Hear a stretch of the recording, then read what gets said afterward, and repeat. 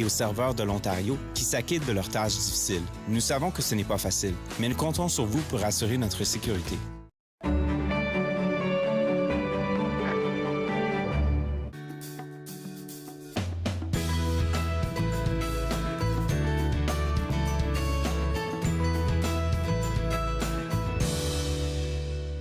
Bonjour et bienvenue entre nous exclusivement sur les ondes de TV Rogers. Je suis Claude Andrea Bonny et je me ferai un réel plaisir de passer la prochaine demi-heure avec vous. Aujourd'hui à l'émission, on va s'intéresser à l'ouvrage de l'auteur Marcel Chartrand intitulé « La transparence en communication ». On va aussi s'intéresser à comment travailler avec et pour les aînés avec Nicole Robert du Conseil sur le vieillissement à Ottawa. Et tout de suite pour commencer, on s'intéresse à la Semaine nationale de l'immigration francophone qui a débuté hier, tout juste. Ça a commencé juste hier avec Brigitte Duguay. Et j'aimerais qu'on rappelle aux gens, c'est quoi l'importance et l'origine même de cette semaine-là? Oui, bonjour, merci de m'accueillir.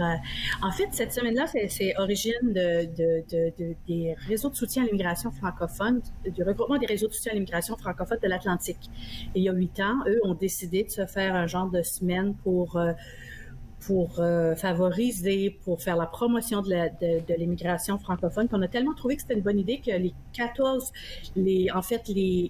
10 autres RIF à travers le pays, avec la Fédération des communautés francophones acadiennes, on a décidé de voir comment on pouvait coordonner cette semaine-là et de l'amener à un niveau national. Alors, ça fait 8 ans. C'est la 8e édition de la Semaine nationale de l'immigration francophone qui se déroule toujours la première semaine de novembre. Et qu'est-ce qu'on célèbre, en fait, pendant cette semaine-là? En fait, le thème cette semaine, à chacune des années, il y a un thème. Cette année, le thème, c'est ma couleur francophone. Alors, très beau comme thème. Oui, au sens figuré comme au sens propre, on le prend comme on veut. Et on célèbre la diversité des accents, la diversité des couleurs, la diversité de la culture et tout ça. Toutes ces belles couleurs-là ensemble qui forment cette belle francophonie qu'on célèbre aujourd'hui. Alors, on célèbre, on reconnaît, on favorise, on fait toutes sortes d'activités qui nous amènent à parler de l'immigration francophone cette semaine, puis de toute son importance, parce que c'est important de mentionner que les réseaux de soutien à l'immigration francophone sont des réseaux qui sont situés à l'extérieur du Québec. Alors, nous sommes situés dans des communautés francophones vivant en situation minoritaire. Alors, on est des communautés de minorités. Et comment on accueille, nous, l'immigration francophone dans ces communautés? Et puis, comme vous l'avez mentionné, puisque c'est pan-canadien, en fait, il y a beaucoup plus de personnes qui s'intéressent à ça. Et je sais que, parce que j'ai vu un peu comment ça s'est passé l'année précédente, vous aviez plein d'activités, en fait. Tout le monde était dehors, tout le monde avait quelque chose à exposer, quelque chose à montrer. Mais en cette période de pandémie, là, comment vous avez trouvé le moyen de vous réorganiser? Parce que on ne peut pas se retrouver ensemble. Oui, c'est sûr, hein, ces célébrations-là, c'était très vivant, oui. Oui, exactement, effectivement. Alors là, cette année, on essaie de voir. C'est sûr qu'à travers le Canada, les mesures sanitaires sont pas toutes les mêmes. Oui. Alors, c'est-à-dire qu'il y a des endroits au Canada où on peut encore faire des rassemblements quand même assez importants. Alors, nous, dans la région d'Ottawa, c'est pas nécessairement possible. Effectivement, c'est des plus petits rassemblements. Alors, on a beaucoup de choses qui sont en ligne, des ateliers, des conférences, des témoignages. Alors, on a fait beaucoup de choses en ligne, mais si vous allez sur www.immigrationfrancophone.ca, vous allez être en mesure de voir plus de 150 activités qui se déroulent à travers le pays pendant la semaine. Exactement. Vous avez accès au calendrier. Et ce qui est intéressant, c'est que parce que plusieurs activités sont en ligne, vous pouvez même avoir accès à certaines activités qui se passeraient, par exemple, au Nouveau-Brunswick ou en Alberta. Alors, ça vaut la peine d'aller visiter le site www.immigrationfrancophone.ca pour voir justement le genre d'activité. Les gens ont été très créatifs cette année, puis c'est très intéressant de voir que malgré cette pandémie, on va célébrer l'immigration francophone cette semaine quand même. Oui, et puis le flyer, il est tellement beau, là, il explique clairement le thème de cette 8e édition, ma couleur francophone. Et puis là, j'étais juste curieuse de savoir, parce que je sais que les années précédentes, quand il y avait des rassemblements, il y avait la possibilité de créer des liens, des opportunités de travail, parce que c'est la Semaine nationale de l'immigration. On ne parle pas seulement des nouveaux arrivants, ça peut remonter à bien plus loin, là. Oui, ben oui, effectivement. On célèbre la diversité de la communauté, comment toutes ces nouvelles personnes, ces nouvelles cultures, ces divers accents sont valorisés, puis comment ça apporte un apport, un appui, une nouvelle couleur complètement à notre francophonie. C'est ça qu'on veut célébrer, c'est ce qu'on veut apporter. Et nous, dans les communautés francophones minoritaires, il y a certains secteurs, certaines régions, même de l'Ontario, de partout au Canada, où la francophonie est menacée. Alors, elle est menacée, les écoles sont menacées de fermeture parce qu'il n'y a pas assez de francophones. Tu sais, on doit, nous, s'expanser, ou je ne sais pas comment le dire, là, de quelque façon que ce soit, puis d'accueillir ces nouvelles personnes-là, ça se fait, oui. Oui, je comprends ça parfaitement. Et puis, je trouve ça intéressant, le sérieux, si je peux me permettre de dire, que vous avez mis dans les webinaires, parce que j'ai vu qu'il y a des webinaires, il y a des sessions d'information. Une session d'information qui est venue, moi, me chercher, c'est savoir comment fonctionne la police ici, parce qu'on arrive dans un pays qui n'est pas le même que le nôtre d'origine. Fait qu'il faut savoir comment dealer avec, par exemple, la police. Et je trouve cette formation-là, elle est importante. Elle a sa place, surtout en ce moment. Oui. Nous, on est un programme qui est chapeauté par le CESA, qui est une organisation d'établissements francophones. Alors, le premier contact avec les nouveaux arrivants se fait, en tout cas, on souhaite que ça se fasse par une organisation d'établissement. Et eux organisent justement, tu sais, juste comment s'habiller pour l'hiver, comment s'approcher, qu'est-ce qu'est la loi, et comment les policiers ici, on a des policiers communautaires dans nos villes, dans nos régions. Alors, ce sont des gens qui veulent approcher les gens qui sont pas... comment on voit le degré d'autorité dans ces... Fait que oui, on essaie souvent dans nos activités d'amener les policiers communautaires à venir rencontrer les gens, les nouveaux arrivants, pour justement qu'ils établissent cette relation de confiance. Là, malgré. Et puis c'est tellement apprécié par la communauté. Je l'ai vu à une de vos célébrations. Les enfants étaient comme gaga devant les policiers en train de prendre des photos. Et je pense que ça crée un climat de confiance entre la police et puis la communauté immigrante. Ça, c'est bon à savoir. Alors, pour ceux qui veulent participer à toutes ces activités-là, il faut juste aller sur le site web et puis s'inscrire, c'est ça? Oui, vous allez voir le calendrier, vous choisissez. Souvent, il y a des inscriptions à l'avance. Comme je vous dis, quand c'est en ligne, c'est très facile. C'est un calendrier qui était très, très bien monté. Alors, vous cliquez sur le lien pour vous inscrire et vous participez. Merci beaucoup, Madame Duguay. Et puis, merci pour tous vos efforts, vous et tous les autres organismes d'ailleurs. Bonne semaine à vous. Merci à vous aussi. Au revoir. Alors, pour vous autres à la maison, si vous êtes intéressés à participer à la Semaine nationale de l'immigration francophone qui a débuté hier et qui s'étend jusqu'au 7 novembre, www.immigrationfrancophone.ca, c'est le site web à visiter pour prendre vos places pour toutes les activités qu'il vous propose. On va pas prendre de pause, mais je vais vous inviter à regarder cette vidéo-là pour soutenir nos entreprises locales.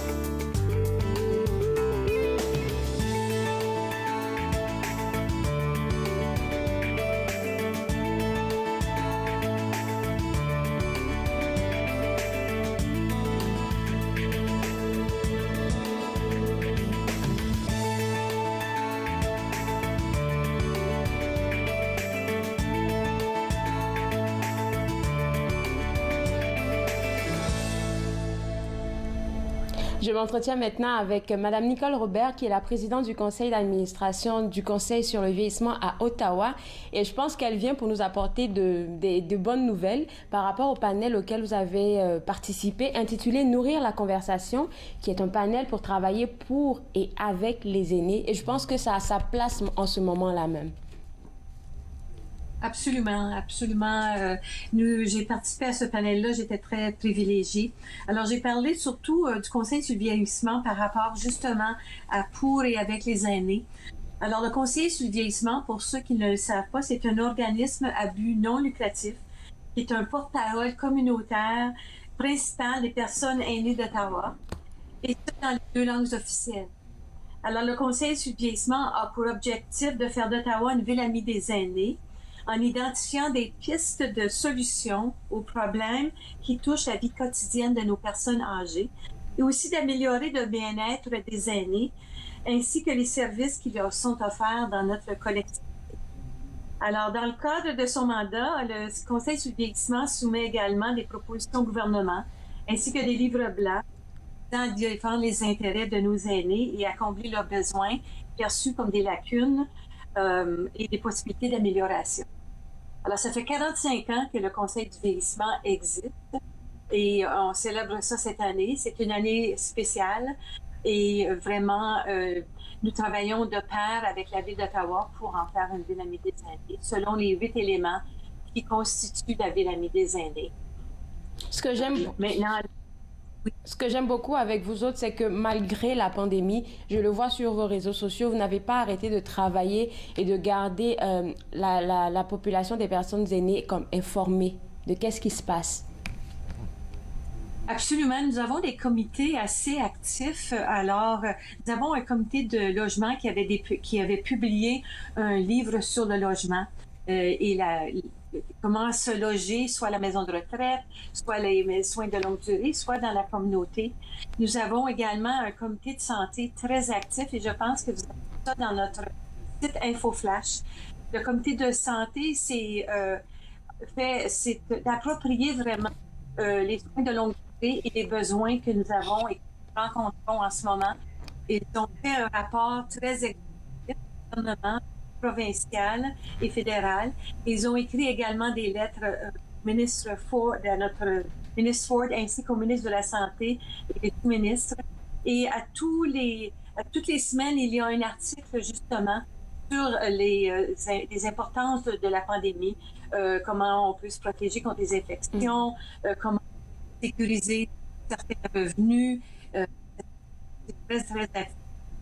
Et notre comité aussi de sécurité de l'emploi, mais du revenu est très actif et écrit également au gouvernement pour justement sécuriser le revenu de nos personnes âgées qui sont moins fortunées. Donc, c'est très, très actif. Vous allez voir ça. Parce que l'information a toujours été un élément du Conseil sur le vieillissement.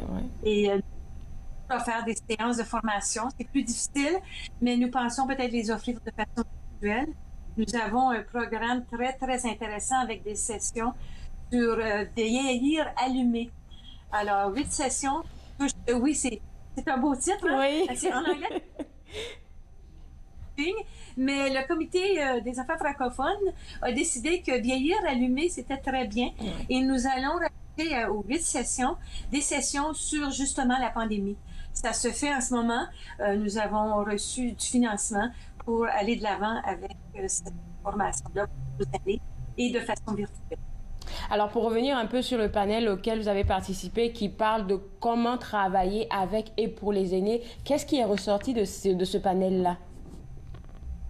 Ce qui est ressorti de ce panel-là, c'est que chacun, dans sa communauté, a des façons différentes d'approcher. Alors, on avait un représentant d'un établissement de soins de longue durée à Welland et il a démontré comment, durant la pandémie, il a pu protéger les employés, les aînés et la communauté de Welland, justement pour éviter la propagation du COVID-là. Nous avons eu également un médecin qui est un gériatre qui travaille maintenant plutôt dans l'administration pour développer un fonctionnement dans la communauté avec un navigateur. Je pense qu'à Ottawa, on est quand même privilégié. Nous avons des organismes qui ont des navigateurs et qui rassemblent différents organismes communautaires pour bien desservir la communauté. Ce n'est pas parfait. Et dans son domaine, le Dr Lemire a également montré comment lui fait cette approche-là dans sa communauté pour justement que les soins pour les aînés ne soient pas seulement dans les hôpitaux, mais dans la communauté où les aînés veulent demeurer de plus en plus et de plus en plus longtemps. Et l'autre personne, c'était également un centre d'hébergement qui a développé une façon différente d'approcher les soins aux aînés. Donc, c'est un soin progressif. Donc, vous pouvez avoir des soins communautaires, ensuite vous entrez dans un soin plus résidentiel, un peu avec aide, et graduellement, les services sont offerts jusqu'aux soins palliatifs. Donc, c'était très intéressant. Moi, mon domaine, c'était plutôt la Ville amie des aînés avec l'approche que le Conseil du vieillissement travaille avec la Ville d'Ottawa, travaille avec les gouvernements provinciaux et le gouvernement fédéral, justement pour instaurer les 8 éléments qui touchent la Ville amie des aînés. Il y a 8 éléments très, très importants auxquels l'Organisation mondiale de la santé s'est attardée. Alors, je vous les nomme, c'est des bâtiments et des espaces extérieurs adaptables, le transport, le logement, la participation sociale, le respect et l'inclusion sociale, la participation civique, l'emploi, la communication, l'appui communautaire et des services de santé dans lesquels le vieillissement a développé des éléments à tous ces éléments-là. Que ce soit pour les aînés ou les personnes, je vais dire les personnes aidantes, là, vos panels, en tout cas, tout qu'est-ce que vous faites comme information, session d'information, c'est super important parce que ça donne plein d'éléments. Je me souviens que la saison précédente Entre nous, j'avais reçu quelqu'un ici qui parlait de ce volet de transport-là. Qu'est-ce qu'il fallait faire pour que les aînés puissent se balader en toute sécurité. Et là, partout sur le territoire canadien, j'ai trouvé ça très intéressant. Oui, le comité du transport a travaillé d'arrache-pied pour justement avoir un transport gratuit. Alors, la personne maintenant peut se permettre d'aller partout le mercredi gratuitement et il y a eu d'autres journées qui se sont ajoutées. Alors, c'est vraiment important pour les gens qui sont à revenus modiques qui doivent se déplacer. Aussi, dans le transport, on a travaillé aussi avec les hôpitaux pour des stationnements adaptables aux gens qui ont des mobilités réduites ou qui Alors ça, c'était très important d'avoir des critères pour les hôpitaux et d'avoir des stationnements prioritaires pour ces personnes-là. Et la sécurité, naturellement, on veut s'assurer aussi que les places soient privilégiées pour les gens qui entrent dans les autobus, dans le transport public, pour qu'ils puissent voir de façon convenable et en sécurité sans avoir la peur de chuter dans un autobus. Madame Robert, merci beaucoup. Et puis moi, je vais inviter les gens à vous suivre sur vos réseaux sociaux et aussi sur le site web parce que je sais qu'à chaque mois, il y a toujours une activité à faire avec vous autres là. Merci encore. Ça me fait plaisir et bonne journée. À vous aussi. Alors, pour vous autres à la maison, je vais vous inviter à les suivre au www.coaottawa.ca. Ils ont de très belles sessions d'information et aussi, ils actualisent très, très souvent leur page Facebook. Donc, c'est juste Conseil sur le vieillissement à Ottawa. Vous pouvez les rejoindre si vous avez besoin de poser des questions ou quoi que ce soit d'autre. Maintenant, je vais m'intéresser à l'ouvrage intitulé « La transparence en communication » qui a été écrit par l'auteur Marcel Chartrand et qui est des presses de l'Université d'Ottawa, mais il est aussi professeur. Et la première question que j'ai envie de vous poser, M. Chartrand, est-ce que les théories de Édouard Bernays sont encore d'actualité en ce jour? Sur la transparence? Oui. Oui, bien sûr. Ils sont encore au goût du jour et même sont encore de plus en plus importantes. Lorsqu'on parle de transparence, tout le monde dans le milieu politique, dans l'industrie, dans les établissements, on dit toujours qu'on agit de plus en plus en transparence, mais ce n'est pas toujours le cas. Et il y a des doutes qui sont semés par le public, par des groupes d'intérêt, par les médias, bien sûr. Alors, c'est une question qui devrait intéresser davantage ces institutions-là, parce qu'on ne le fait pas encore comme il faut. Voilà. Et puis, la pertinence, quand vous parlez de pertinence en matière de transparence, en tout cas, je pense que c'est le moment de le faire en cette année-là, surtout avec tout ce qui s'est passé. Et puis, je suis pas mal sûre qu'il y a des événements qui vont commencer à venir encore en 2021. Il faut se préparer, que ce soit en politique, même avec les entreprises. Ah, bien sûr. Vous savez, les enjeux du jour, on a vécu vraiment une année exceptionnelle. C'est pas seulement que la pandémie, ce sont des enjeux qui appartiennent à la société tout entière, qui touchent les familles, qui touchent les écoles, qui touchent le travail, qui touchent les institutions politiques, bien sûr. Donc, la pandémie, bien sûr, parce que ça touche tout le monde, mais aussi, il y a ce réveil sur les inégalités sociales par de nombreux mouvements sociaux. Alors, les mouvements sociaux, on les a vus, là. C'est au niveau, par exemple, de la violence, le mouvement MeToo, agression dénoncée, des artistes qui se font prendre, qui font des aveux, Ubisoft, ces gestionnaires qui sont accusés de harcèlement, la clinique Julie Pop. En tout cas, il y a tellement de cas. L'intolérance et le racisme également, c'est non seulement Black Lives Matter, mais c'est ce qui se passe dans notre société canadienne présentement. Est-ce qu'il y a du racisme systémique au pays? Le débat est lancé. Il y a des gens qui n'y croient pas. Il y a des personnes politiques qui disent que non, tandis que l'ensemble de la population semble dire oui. L'urgence climatique, en tout cas, il y a plein d'enjeux comme ça qui demandent justement des réponses claires.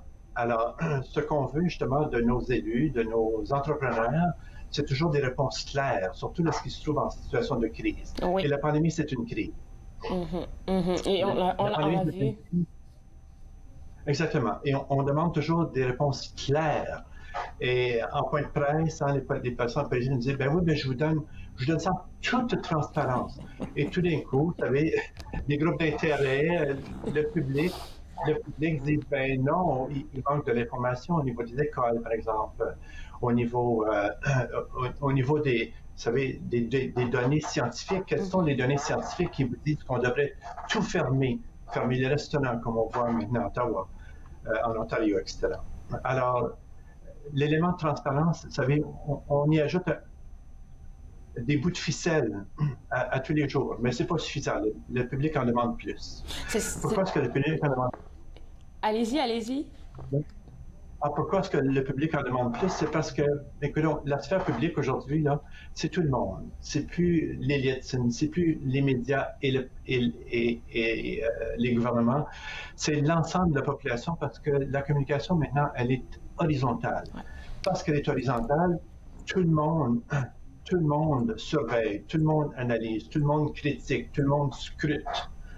Alors, vous savez, lorsqu'on a ce pouvoir-là, on a le pouvoir justement de créer, de transmettre de l'information et d'offrir de la rétroaction. Ça veut dire qu'il manque de l'information. Ça veut dire qu'on en veut plus et on veut justement que les instances qui nous gouvernent au niveau de l'entreprise, au niveau de nos institutions de santé, scolaires, gouvernementales, on leur demande, dites-nous, donnez-nous l'heure juste pour qu'on puisse prendre des décisions.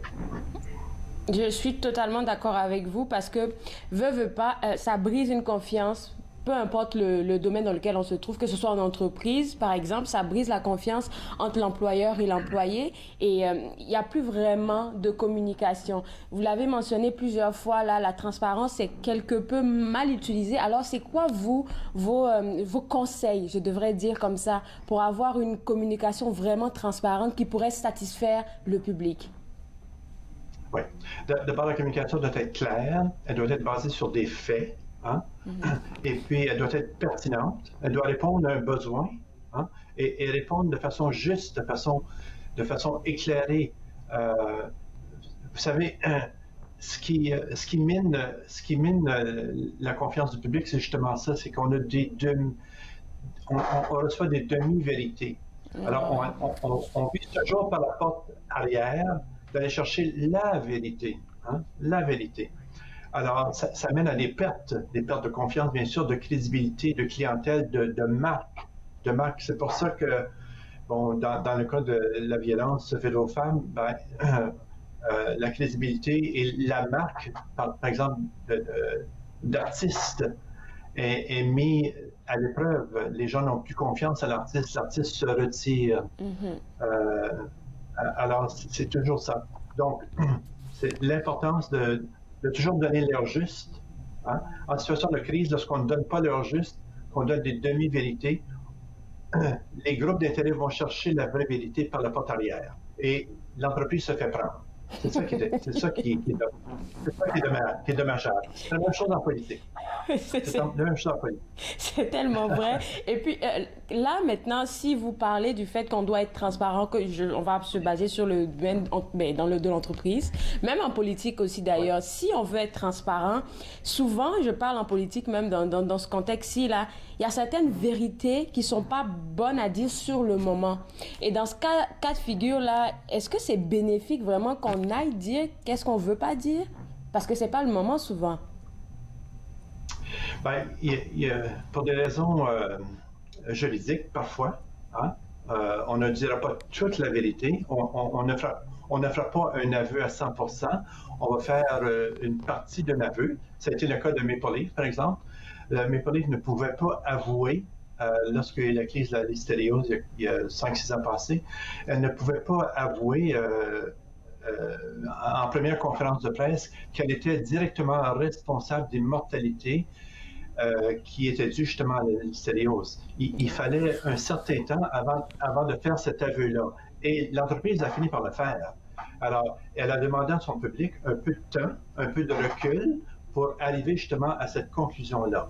Et lorsqu'on est arrivé à cette conclusion-là, Maple Leaf a dit, écoutez, on est conscient qu'il y a eu des mortalités, on s'en excuse. Ah, on s'en excuse, ça veut dire qu'il y a un abus total. Et puis, on est prêt à faire une réparation.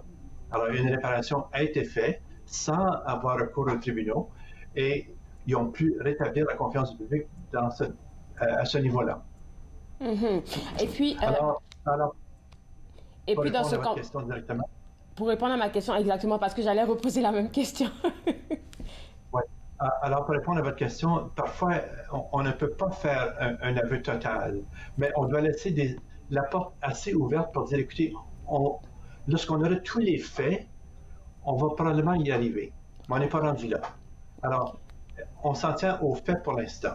Dans le cas de la COVID, dans le cas de la pandémie, c'est un petit peu différent parce que, vous savez, c'est sûr qu'on ne veut pas apeurer les gens plus qu'il le faut. Le faut.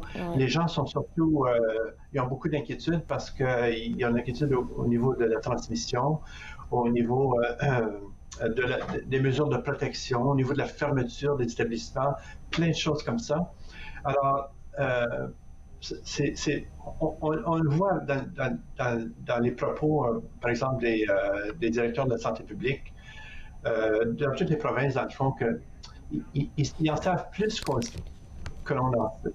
Et puis, il va arriver à un moment donné où on va dire, écoutez, voici ce qui s'est produit et passé pour telle raison. Mais on n'a pas pu vous le dire tout de suite parce qu'on n'avait pas toutes les données épidémiologiques, par exemple, de nos experts. Alors, on vous donne des bouts d'informations à mesure qu'on a des faits. Alors, ça ne serait pas bien pour l'entreprise ou pour le gouvernement, vous savez, de faire de la spéculation, d'improviser, pour répondre à des ententes qui ne seraient pas fondées. Il va nous rester juste quelques secondes. Moi, je tiens à vous remercier pour votre expertise. Je pense que le message, il est bien passé. J'ai eu les réponses à mes questions à moi et puis vous souhaitez bonne chance pour votre nouvel ouvrage. Bonne journée. Merci beaucoup à vous. Au revoir. Alors, pour vous autres à la maison, si vous voulez vous procurer l'ouvrage de M. Marcel Chartrand, ce sera au www.presseyouottawa.ca et le titre de son ouvrage, c'est « La transparence en communication ». Moi, je me suis fait le plaisir de passer cette demi-heure avec vous. On sera de retour demain à partir de 11h en studio et on va s'intéresser à tout ce qui se prépare au Musée canadien de la guerre concernant la célébration du jour du souvenir. Et on va aussi parler avec notre coach de vie, Sylvie Lapointe, qui a toujours de très belles astuces à nous partager pour qu'on puisse voir la vie du meilleur côté. On se voit demain. Au revoir.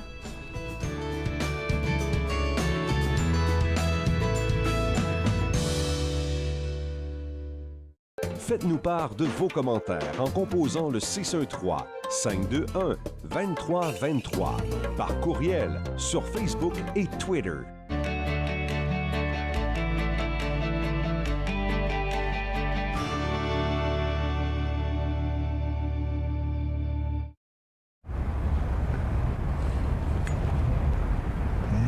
Ça, c'est beau, ça. Ça rapproche.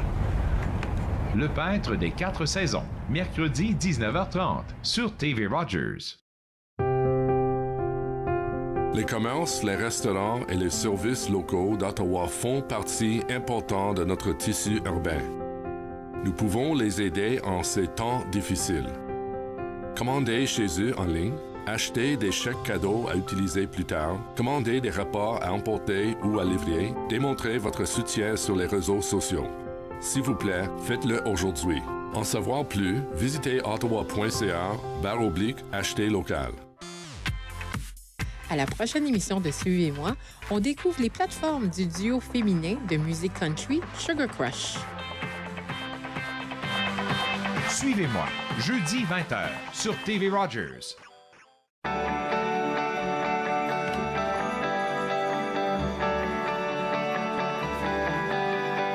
Vous regardez TV Rogers.